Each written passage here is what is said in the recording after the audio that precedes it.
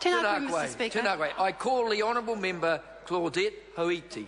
Tēnā koe. Pai.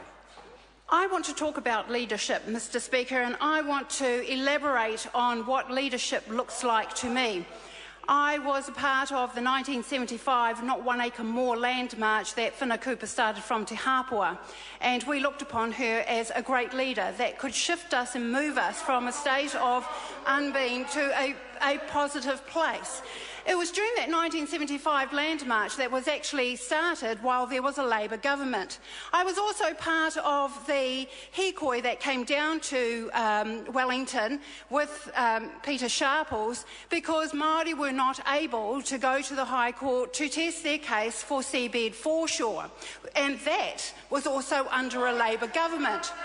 I was also part of a media group that worked on the Tūhoe raids when the police raided Tūhoe, and that was also done under a Labour government. And so what we have found now is that under this national, John Key-led national government, is that we inherited, when we came into office, we inherited an account deficit of 9% in GDP. We inherited external debt of a whopping 84% to GDP. We also inherited inflation of 1.5% and mortgage rates of 10% and food prices up to 11%. But because of our great leader being the Prime Minister, John Key, he has moved us from that state to a better place where we see over 135,000 homes insulated, of which a lot of Māori whānau, Māori Pacifica whānau live. We have also seen over 100,000 before-school checks, mainly on our tamariki in South Auckland, Māori and Pacifica. We have also seen $2 million go to whānau and community reo development.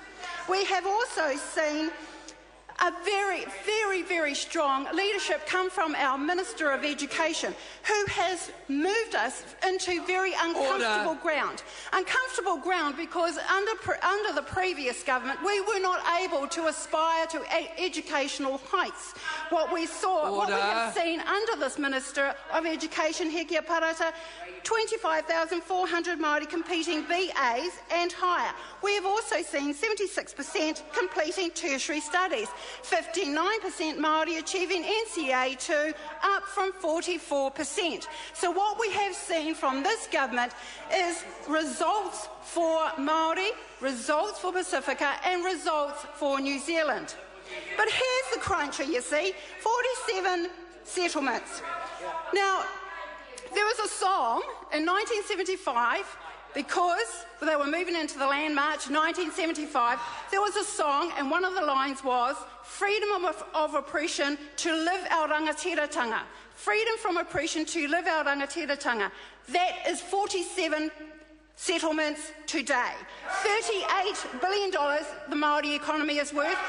37% of the fish quota is owned by Māori. 36% of the forestry assets is owned by Māori. 12% of the sheep and beef units are owned by Māori. 10% of the dairy product is owned by Māori. 10% of the kiwi fruit production is owned by Māori. 30% of land production is owned by Māori, and $12 billion estimated forecast per annum to New Zealand's GDP. Now that is what Māori have returned to New Zealand, thanks in large part to the 47 treaty settlements. Right. And that is what we call kotahitanga.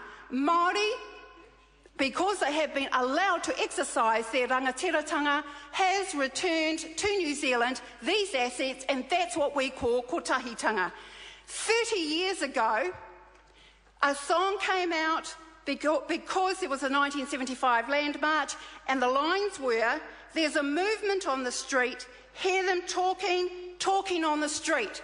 Well, Māori are talking on the street. They're talking about the treaty settlements. They're talking about the developments that are happening within their Māori communities. They're talking about the developments that are happening in the rural sector as well as urban. And we know that there is so much more to do. We know that's not the end of the story. We know that we can do more, and we know that we will try to do more by Māori, by Pacifica, by all New Zealanders. Mr. Speaker, this John Key-led National Government are full of great leaders leading our country to a better, brighter future. Order. I'm going to Taniatua. Have the two cousins finished? All right.